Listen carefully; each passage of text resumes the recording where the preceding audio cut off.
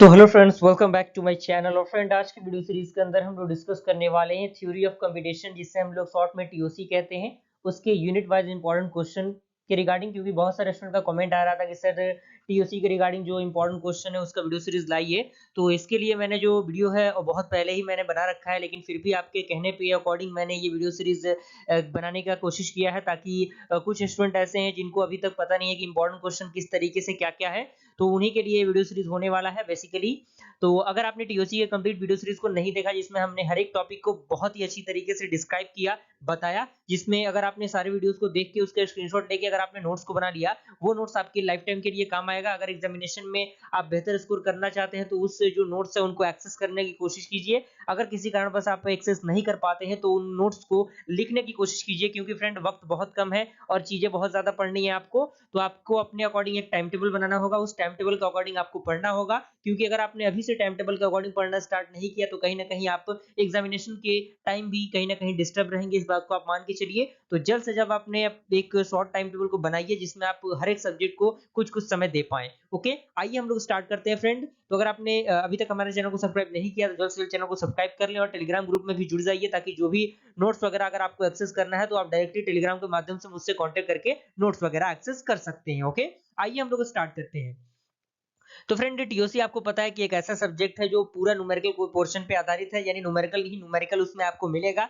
अगर आपको टीओसी के कंप्लीट मतलब टीओसी के पेपर को क्लियर करना है तो न्यूमेरिकल पे आपका कमांड होना बेहद जरूरी है। अगर आपका न्यूमेरिकल पे कमांड नहीं है तो इस बात को आप मान के चलिए कि बाई चांस हो सकता है कि आपका पेपर निकल जाए, लेकिन 90% चांस ऐसे हैं कि आपका पेपर फंसेगा ही फंसेगा। यानी 90% आपका चांस है कि जो आपका पेपर है वो फंसेगा, इस बात को आप मान के चलिए, क्योंकि टीओसी सब्जेक्ट ही ऐसा है। ओके, तो हमने बहुत ही बारीकी तरीके से हर एक टॉपिक को कवर अप किया हुआ है, बताया हुआ है। तो आप अभी भी वक्त है आपके पास, आप चाहें तो एक हफ्ते में भी उस चीज को खत्म कर सकते हैं, आपके अंदर अगर वो बात है तो। ओके, आइए हम लोग स्टार्ट करते हैं। यूनिट वन के अगर मैं सारे टॉपिक्स की बात करूं तो यूनिट वन में लगभग मैंने 5 टॉपिक्स में इसको डिवाइड किया है। पहला आपको पता होना चाहिए कि टीओसी का बेसिक सा इंट्रोडक्शन क्या होता है, किस किस कंसेप्ट में हम टीओसी का यूज करते हैं, क्या उसके फीचर्स होते हैं। साथ ही साथ आपको पता होना चाहिए कि ऑटोमेटा क्या होता है, कितने टाइप के ऑटोमेटा होते हैं, finite automata, non finite automata क्या होता है।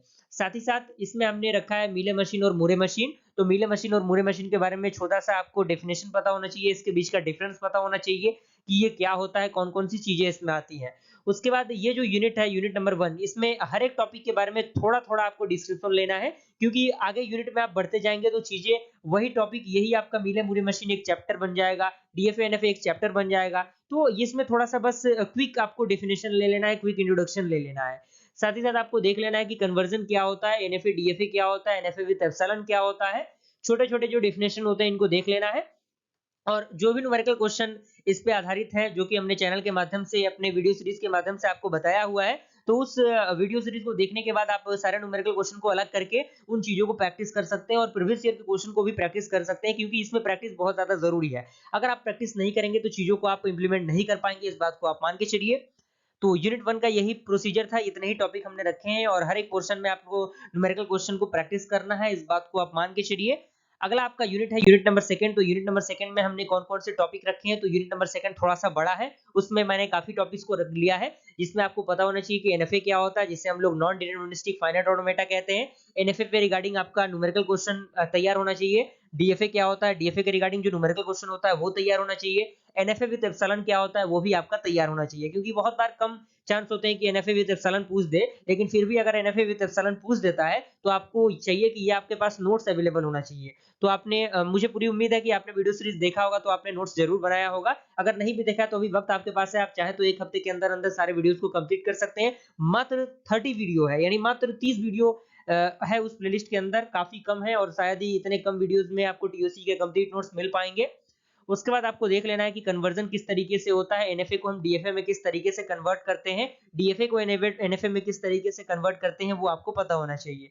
और जितना ज्यादा आप प्रैक्टिस करेंगे न्यूमेरिकल क्वेश्चन का, अलग अलग रिसोर्सेज से आप निकाल सकते हैं। यूट्यूब पे बहुत सारे वीडियोस पड़े हुए हैं, गूगल पे बहुत सारी चीजें मिल जाएंगी, प्रीवियस ईयर का क्वेश्चन आप उठा के देखेंगे तो वहां पे बहुत सारे क्वेश्चंस आपको मिल जाएंगे। तो सारी चीजें प्रैक्टिस पर ही डिपेंड करती हैं। अगर इसके बावजूद भी आपका बैक लगता है तो कहीं ना कहीं वो इसके अंदर आपकी कमी है, आपने उन चीजों को हल्के में लिया है, तो इस बात को आप मान के चलिए। तो हल्के में किसी भी सब्जेक्ट को नहीं लेना है।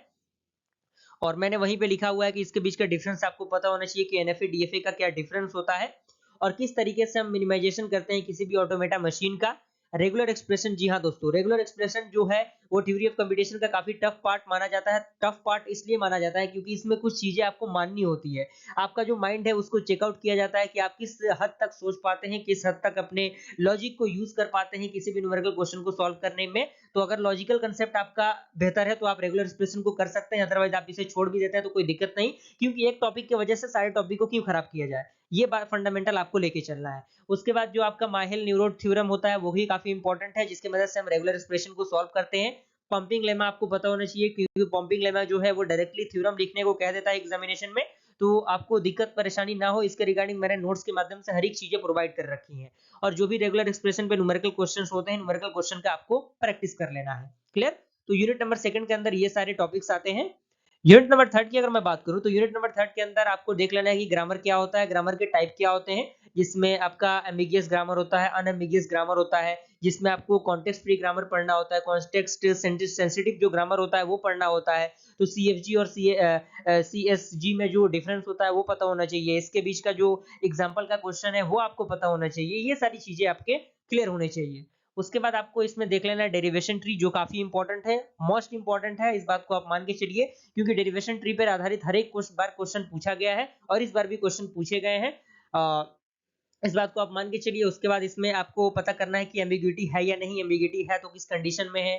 उसके बाद डेरिवेशन ट्री वही एम्बिग्यूटी वाला है। उसके बाद आपको सीएनएफ और जीएनएफ, जिसे हम लोग कोमिस्की नॉर्मल फॉर्म और ग्रेविश नॉर्मल फॉर्म कहते हैं, ये काफी पॉपुलर क्वेश्चन है, हर बार कोई एग्जामिनेशन में आता है कि सीएनएफ से जीएनएफ में कन्वर्ट कीजिए, जीएनएफ से सीएनएफ में कन्वर्ट कीजिए। ये न्यूमेरिकल क्वेश्चन का प्रैक्टिस आपको कर लेना है किसी भी हाल में, यानी 3 यूनिट तो आपको किसी भी हाल में करके जाना है। अगर इसके बावजूद भी आपके पास समय बचता है तो आप 5 यूनिट को कर सकते हैं। 5 यूनिट के जो मोस्ट इंपॉर्टेंट टॉपिक है मैंने उसी को इसके अंदर लिखने की कोशिश की है।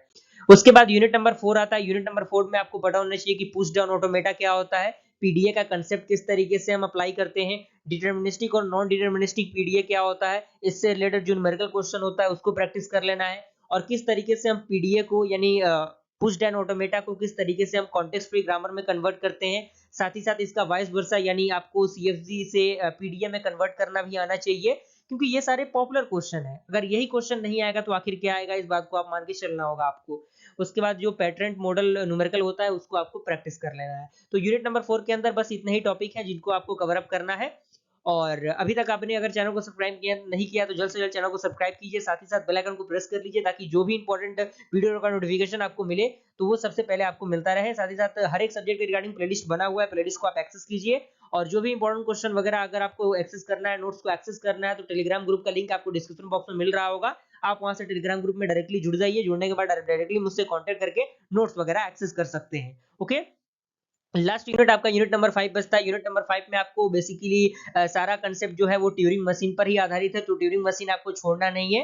यूनिट 1, 2 और 3 करके आपको यूनिट नंबर 5 पे स्विच कर जाना है। अगर आपको लगता है कि यूनिट नंबर 4 थोड़ा सा टफ है तो ट्यूरिंग मशीन को आपको नहीं छोड़ना है, उसके टर्मिनोलॉजी को आपको क्लियर करना है, उससे रिलेटेड जितने भी न्यूमेरिकल क्वेश्चन होता है उनको प्रैक्टिस करना है, जो कि हमने अपने चैनल के माध्यम से, हमने अपने प्लेलिस्ट के माध्यम से हर एक चीजों को आप तक प्रोवाइड करने की कोशिश की है।